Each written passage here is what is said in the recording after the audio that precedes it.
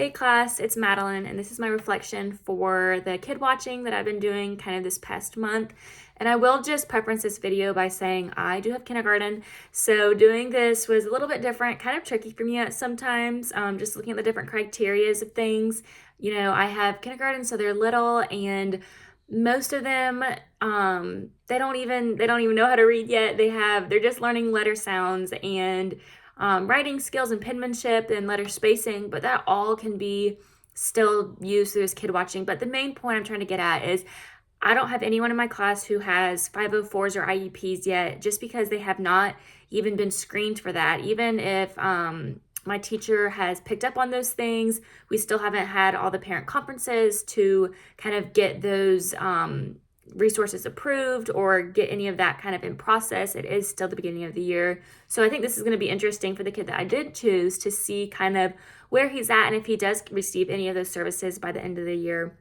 And also with my kindergarten class, it's very hard to tell if some of these things that I've noticed in students, and especially the student that I have, is either, you know, a developmental delay, or is it just because maybe he didn't go to preschool, or maybe his family at home was not practicing those letter sounds, so he is a little bit further behind than the kids. So it's just kind of hard to say at kindergarten.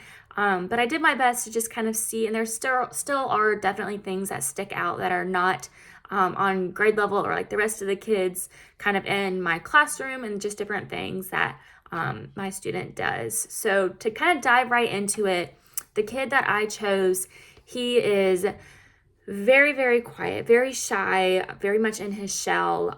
So much so the teachers didn't really know if he spoke English at first, like on the first days of school. But he does. He comes from a English-speaking family, and he does speak English.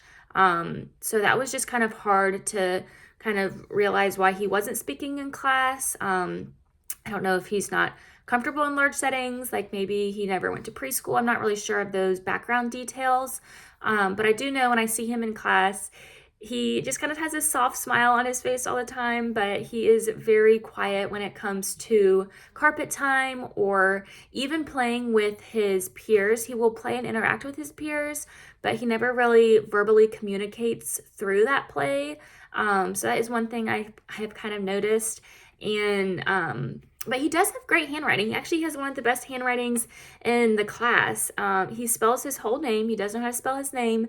And when we're kind of on the carpet for foundations and writing out letters, he has great penmanship. And the letters that he does know, he knows how to write. And he does take a little bit longer to identify pictures that start with that letter sound. So that's something that he definitely, I think, needs work on and can be maybe pulled out for in small groups.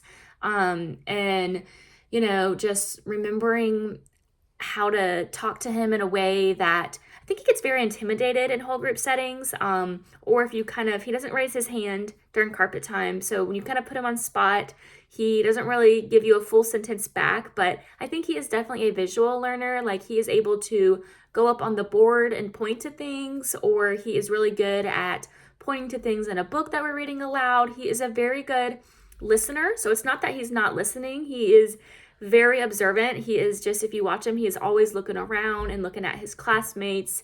He's not much of a leader. He definitely is a follower, and will kind of just do what the rest of the kids are doing. But he always has his attention on the teacher, and he pretty much only speaks when spoken to, though. So that is kind of also hard to determine kind of what he's thinking at all times, or if he's getting the right things when he's learning. But he can draw, so that's another good sign.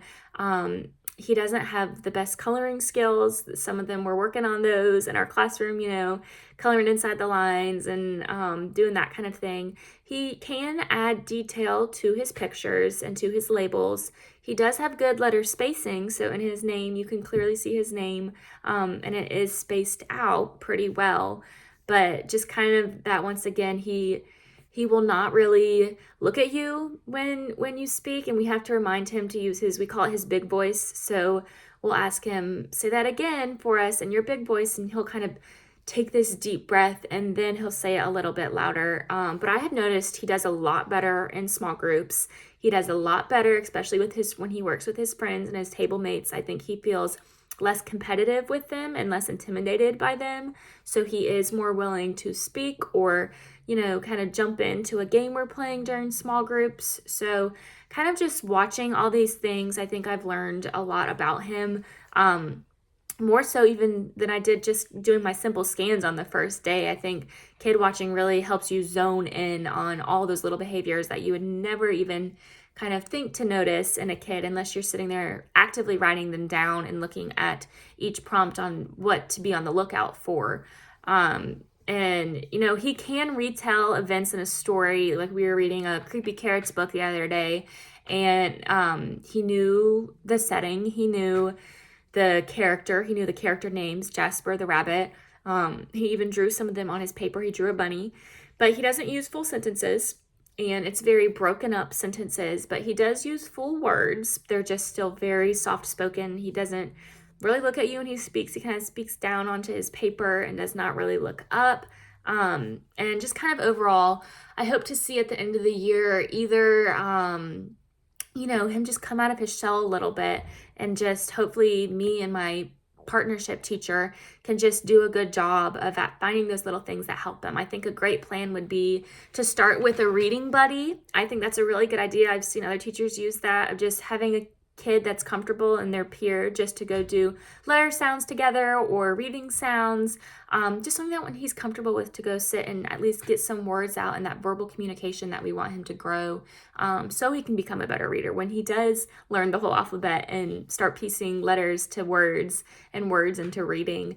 And also just kind of lots of hands-on and very visual. So I think the more visual learning we can give him and the more hands-on things we can give him, the better off he will be, and kind of developing those skills even further.